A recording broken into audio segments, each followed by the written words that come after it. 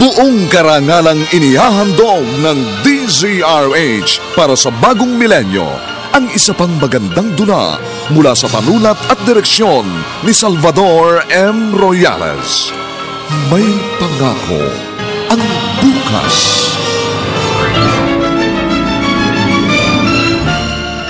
Wala akong naging masamang intensyon sa pagtira sa asyenda.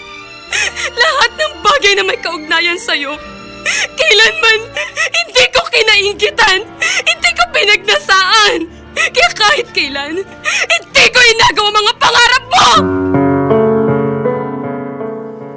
May pangako ang bukas.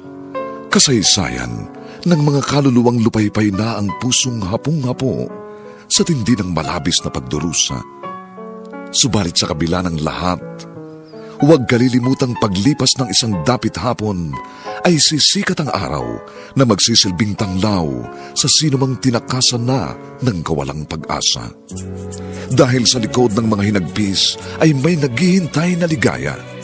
Sa bawat kabiguan ay may makakamit na tagumpay, laki pang pangarap na sa bawat himaymay ng laman ay muling mabuhay ang dugong nananalaytay sa mga ugat at unti-unting mauusal ang mainspirasyong mga katagang. May pangako ang bukas. May pangako ang bukas. Isa na namang natatanging dulang pangradyo na inyong aabangan at kalulugdan, mag-iiwan ng mga magagandang halimbawa at aral. May pangako ang bukas.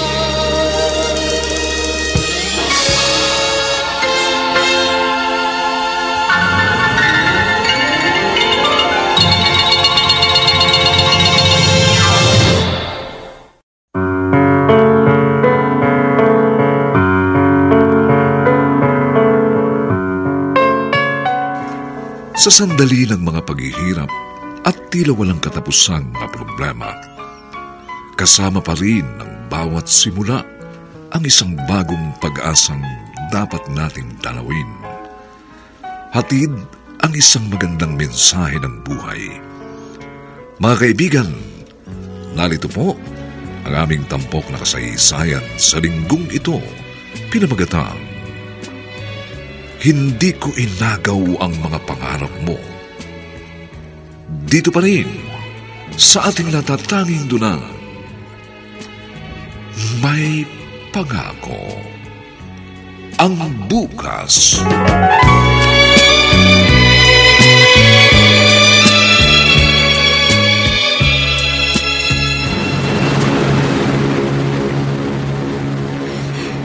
Kailangan makalayo ako. Baka may makakita pa sa akin kakilala ng salbahing inchik na yun. Ibalik pa ako sa pabrika ng bola-bola. Pero saan naman ako pupunta? Nasa pier na pala ako. Hindi ko kabisadong pasikot-sikot dito. Ayun! Aakyat ako sa barko.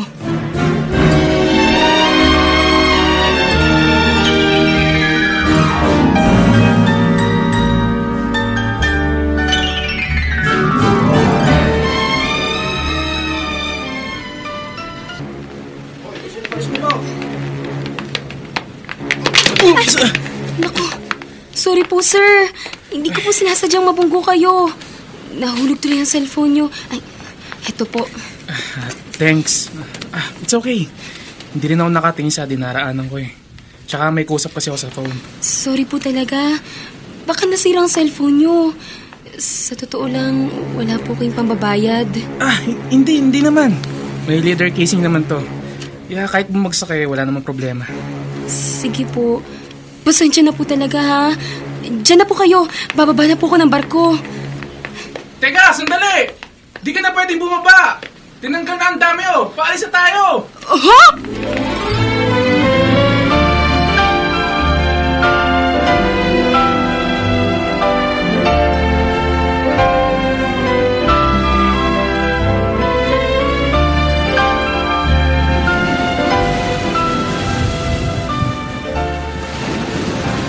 So, Divina pala ang pangalan mo.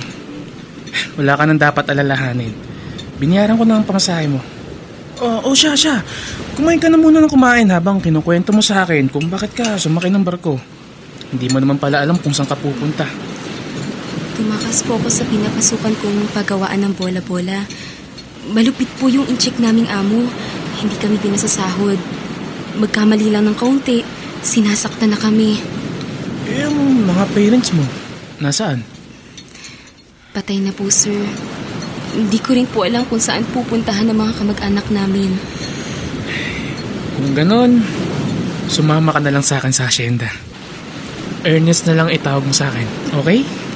Pero sapat na po yung binayaran niyo yung pamasahe ko. Saka yung pinakain po ninyo ako. Malaking tulong na po yun sa akin. Ako na po ang bahala sa sarili ko. Hindi na po ako sasama sa inyo.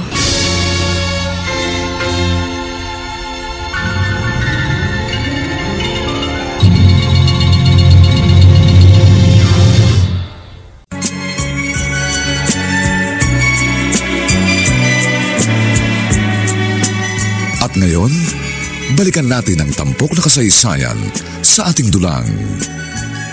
May pangako ang bukas.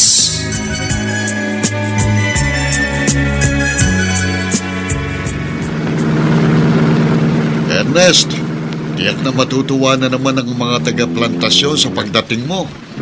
Inip na silang makakwentuhan ka eh. Lalo silang matutuwa kapag nalaman nilang may bago silang makakasama sa sagingan. Si Divina po pala, Mang Tino. Nagkakilala kami sa barko. Wala siyang mapupuntahan, kaya minabuti kong isama na lang sa asyenda. Kumusta po kayo, Mang Tino? Ay, mabuti naman, Divina. Ay, huwag kang mag-alala, Iha. Hindi ka maiinip sa asyenda. Marami kang makikilala ron. Salamat po, Mang Tino. Sa inyo po ni Sir Ernest. Sir Ernest na naman. Ernest pala.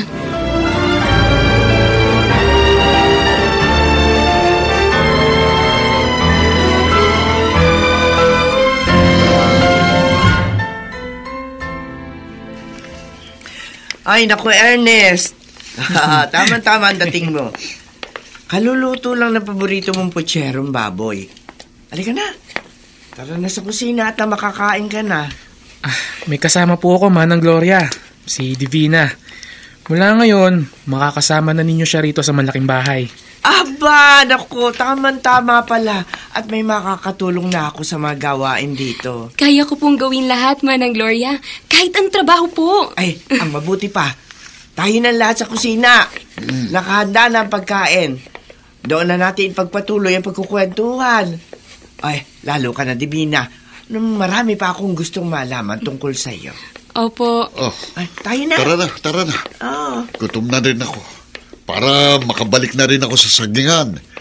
May naiwan pa akong trabaho ron eh.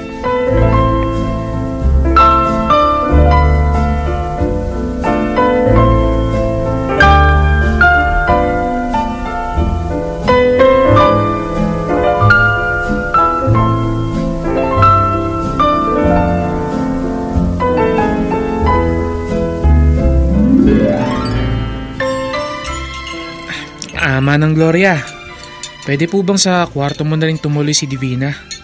Total, malaki naman yun. Ay, walang problema.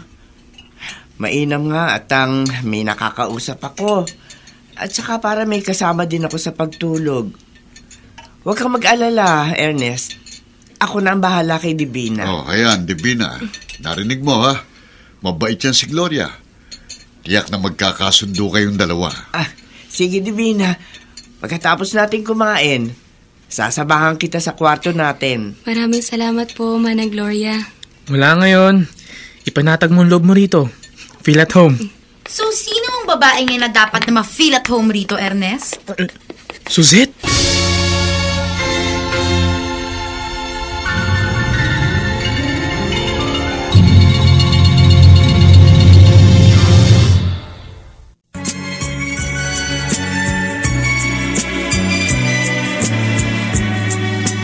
At ngayon, balikan natin ang tampok na kasaysayan sa ating dulang. May pangako ang bukas.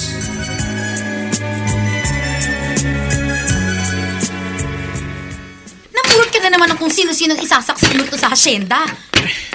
Talaga bang hindi naayos ang mga pananalita mo? Diring-diri na kasi ako sa malaking bahay na to.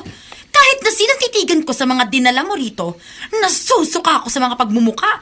Tapos, hayan na naman, yang babaeng napulot mo sa barko. Suzette, nagdesisyon na ako. Dito natitira si Divina. Paano kung masama pala siyang tao? Paano kung hindi? Yan ang kailangan mong patunayan. Dahil kapag nabisto ko ang motibo niya sa pagsasamantala sa kahinaan mo, kakalad ka rin ko yan palabas ng mansyon.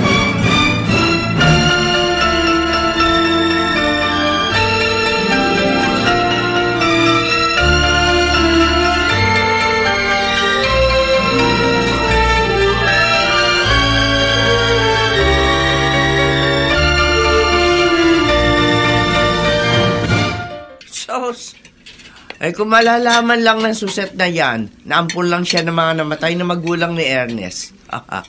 Baka balaki na lang niya magpakamatay. Ha? Ampun lang po pala si Suzette? Oo. Yun na ang kwento sa akin ni Tino mula nang dumating ako at maging kasambahay na mag-anak. Alam po ni Suzette na ampun lang siya? Hindi. Minsan nga kapag napipiko na ako sa kasalbahihan niya, gustong-gusto ko nang ipamukha sa kanyang ampun lang siya. Para sa ganun matauhan na sa mga kasamaan niya. Pero, kanino pong anak si Suzette? Ang pagkakakwento sa akin ni Tino, sa saging nga natagpuan ng mga magulang ni Ernest si Suzette. Sugatan at halos sa agaw buhay na dahil sa isang pagsabog na naganap doon. Kagagawa ng mga rebelding hindi maibigay malaking perang hinihingi sa plantasyon. 2 taong gulang pa lamang ata si Suzette noon. Maswerte pa rin po siya dahil may mabubuting loob na kumupkup sa kanya. Ang sabi ni Tino, mula nang mamatay sa aksidente ang mag-asawang Bustamante, doon lalong naging sutel si Suzette. Palibasa, naputol ng lahat ang layaw niya. Mukhang hindi po sila magkasundo ni Ernest. Naku. Lalo na kapag pinagtatanggol kami ni Ernest sa kanya. Madalas siyang awayin ito. Ewan ko ba kung anong klaseng ugali mayroon ng batang yun? Kahusay lumikha ng gulo. Ilang taon na po ba si Suzette, Manang Gloria? Kung 2 taon siya na matagpuan mula sa pagsabog na 15 taon na nakalilipas. 17 na siya ngayon. Magkaedad po pala kami. Kaedad nyo rin palang ang anak kong babaeng namatay. Nasa Dubai ako noon at mamasukan domestic helper. Dumating na lamang sa akin ang balita. Natagpo ang patay ang mag-ama ko malapit sa aming kubo. Biktima rin ng isang pagsabog sa plantasyon. Mahabang proseso pa bago ako nakauwi. Kaya hindi ko na alam ang sumunod na mga nangyari. Hanggang ngayon, hinahanap ko pa rin ang kanilang mga libingan.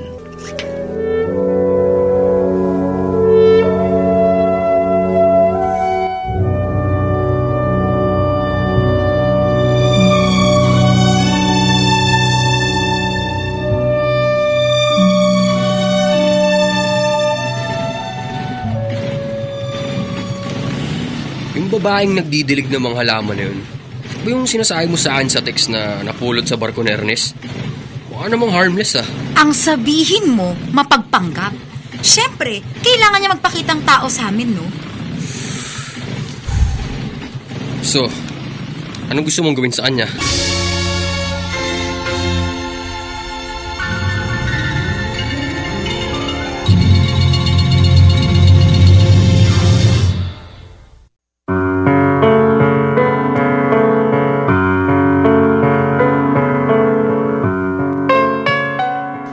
Anong buhay ang naghihintay kay Divina sa asyenda?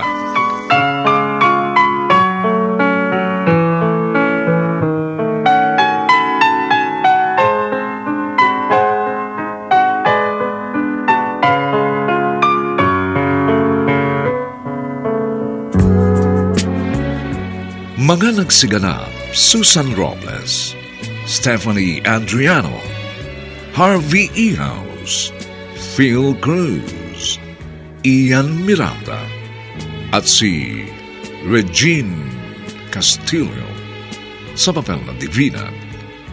Nilapatan ang tunog ni Jerry Mutia sa musika ni Buboy Sanog. Superbisyong teknikal ni Bong Muyar.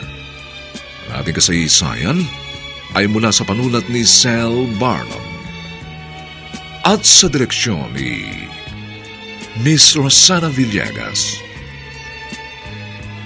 Ito po ang inyong kaibigan June Martin Legaspi, nag-aanyayang huwag po ninyong kaliligtaang sundan at pakinggan ang mga susunod pang kabanata ng kasaysayang ito.